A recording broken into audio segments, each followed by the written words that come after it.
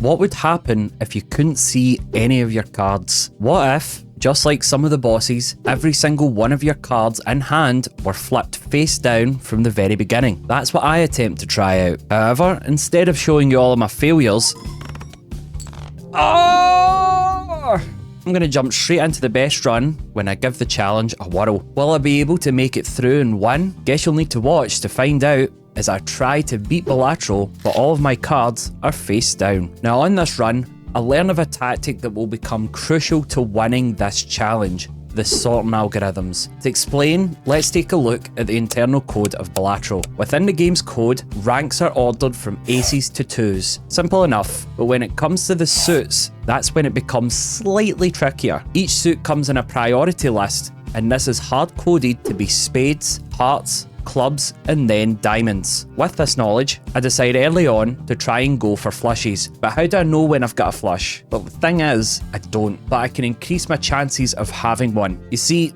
with a hand size of 8, and flushes requiring 5 cards, it means that I can always discard either the first 3 or the last 3 to increase my chances of a flush. However, it's always better to remove the last 3 since it still orders by rank for each suit. This means that spades will always give the highest amount of chips compared to diamonds, which will always give the lowest. But on this occasion here, I managed to get a legendary pull.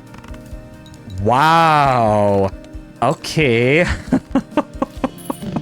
Okay, I'll take that. Getting a royal flush in the very first blind is probably foreshadowing how the rest of this run is going to go. On the very first shop, I picked up Abstract Joker and Scary Face with a foil edition, giving me easy mult and chips on the early antes, exactly what I need at the moment. Getting these 2 jokers means that I can transition to something more consistent, ordering by rank and discarding lower ranked cards to consistently get faces. After easily clearing the blind, I found a red card in the next shop. I contemplate this for a bit because if I, for example, open up an Arcana pack, I won't be able to see any of the cards I can affect to a degree. For me, this could be a gold mine for scale and mult, so I decide to immediately buy it and continue on. After beating the first ante, I feel confident that I have a good start. In the shop, I spotted a raised fist, giving me easy mult. This is especially useful since I'm discarding lower ranks, meaning that the mult I'll get will be better on average. A few rounds after playing this way, I open up a jumbo spectral pack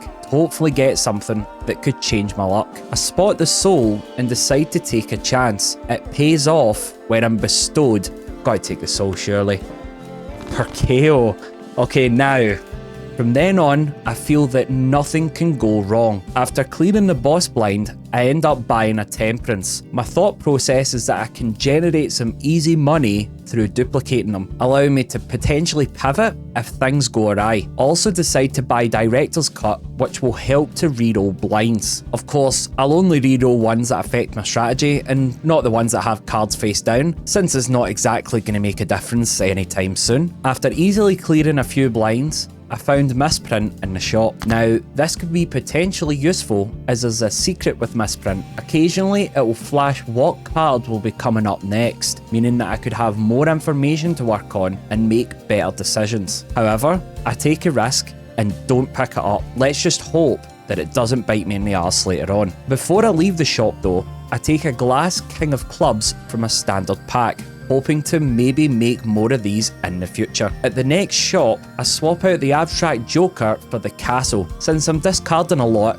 and then buy a Devil Tarot card to increase my money further through making cards golden, gaining $3 if held at the end of the round. I use my Devil cards and get some extra money as my Gros Michel goes extinct, meaning that I can potentially get Cavendish, which gives a flat ×3 multiplier, making high points trivial. More importantly though, I reroll into a card that potentially sets the ground for what my strategy will be: Bootstraps. Bootstraps is one of my favourite jokers in the entire game. With this card, you get +2 mult for every $5 you have on you when it's triggered. Using the Temperance cards from per KO, I can easily build up my mult from every blind as long as I don't skip them, meaning that I can somewhat keep up with the rising stakes. From another reroll, I also spot flashcard, upgrading permanently from every reroll. The only problem is that it's an anti-synergy to bootstraps, meaning that it could be tougher to increase due to the rerolls becoming more expensive with every reroll. I decide not to risk it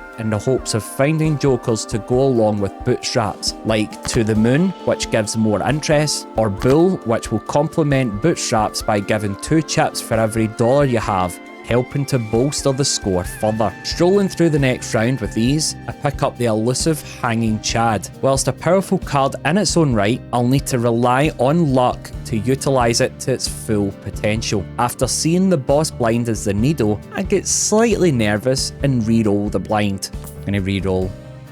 Oh, that's actually not good.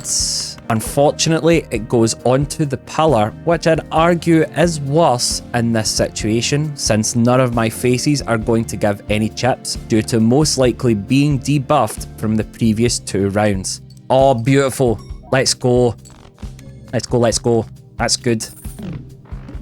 However, I breeze through and manage to beat the boss with ease. In the next shop, I roll the mystical Wheel of Fortune and surprisingly hit the 1 in 40,000 chance to get foil on the Hanging Chad, assisting slightly with getting more points. Spotting an Arcana pack, I open it up and spot a Justice, which doubles your mult whenever it's scored. Since I now have Hanging Chad, which can score the first card an extra 2 times, I figured it'd be wise to activate the tarot, since when a tarot is used to change its enhancement, suit, or rank, it reveals itself just for a moment before flipping back over. I discover that it's activated on the Ace of Spades. This is incredible and will prove to be very useful later on. You may think that not being on a face is a negative. However, something much more powerful is having information. Because it's the Ace of Spades, no matter what cards I pick up or what hand organisation method I use, it will always be at the very left due to being the highest rank and also a spade, both of which take priority at the left. On top of this, I also purchase seed money, doubling my interest at the end of each round, giving me easy money and increasing my bootstraps potency. Beating the next blind, I stumble onto potentially one of the greatest natural negative pulls I could have got in this situation. Can I cook in here?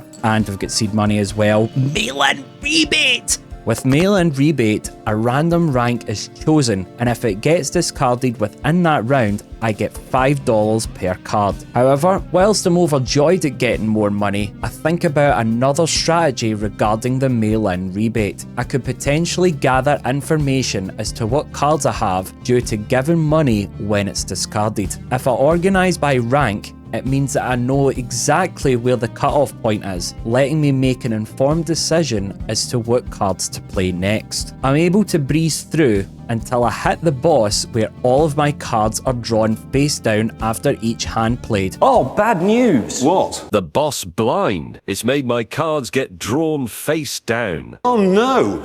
Anyway, last week... I reach the next shop where I spot Retcon and immediately buy it as quickly as possible. This allows me to have infinite rerolls in case if I get given a crappy replacement of a blind for the first reroll. On the next blind though, I get a bit worried due to breaking a glass card. Oh, it was a glass that broke. That's not good. That's not good. But luckily, it's not my Ace of Spades, which is okay with me. I have an idea that replacing a few cards with aces using a Grim from the Jumbo Spectral pack will be a good idea, since it means that they will all be at the left, just like I mentioned before. However, opening the pack, I spot something that could help me in the long run, an Ouija. With an Ouija, all cards currently in my hand are transformed into a random rank, all identical to one another, but reducing my hand size by 1. I ponder on it for a moment and decide to take a chance. What possessed me to do this when I had the strategy already working? I don't know, content? Anyway, I activate it and I'm going to take it. Oh, they're all gangs! Oh my god! Oh my goodness, young man! That's right, a whole load of kings. What a play. This is especially helpful for my scary face, bringing it back into the forefront for getting points. After playing an easy one-hander, I arrive at the next shop to find Sock and Buskin, re-triggering all of my face cards, which at this point is practically half the deck. So I get the demolition team to knock down the castle to make way for the new in thing and use a hermit whilst I'm at it. Also, I decide to randomly pick up death since I'm feeling quirky at that moment, but what I didn't realise is just how useful this will be. You see, just like before, tarot cards temporarily flip over cards, meaning that I can see what not only the original card does, but also the new card that has been duplicated. And since I have Glass Ace of Spades in my deck, which will always be at the left, I use my non-negative death, and lo and behold, oh, it's another ace! Yes! Yes!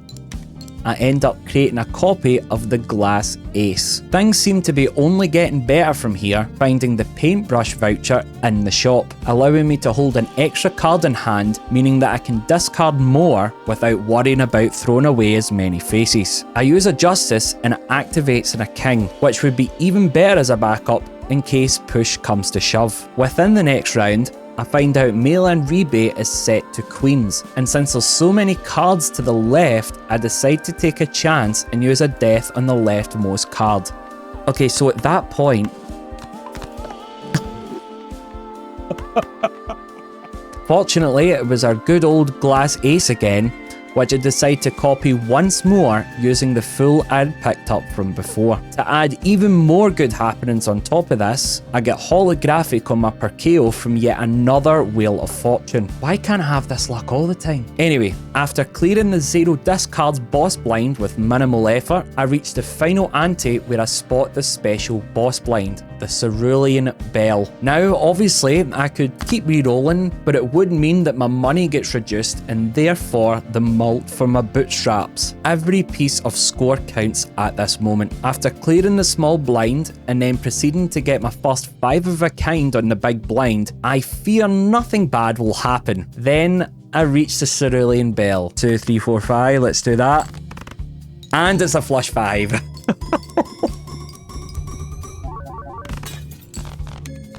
Oh my goodness. I can't believe it. I actually genuinely can't believe it. And I end up getting my first flush 5 and instantly winning. Pretty good, right? Overall, I really loved this challenge. The funniest part is this was my second try. I genuinely got so lucky with this run, I couldn't believe it. But maybe I can attempt it in a gold stake? That's for another video though. But if you want me to post the mod so you can attempt it for yourself, let me know in the comments and I might just post it in my Discord server. If you enjoyed the video, consider subscribing as I'll be uploading more Balatro in the future. And if you ever want to see me play Balatro live, check it out on my Twitch channel. And if you want to check out another video of mine, it's on screen now.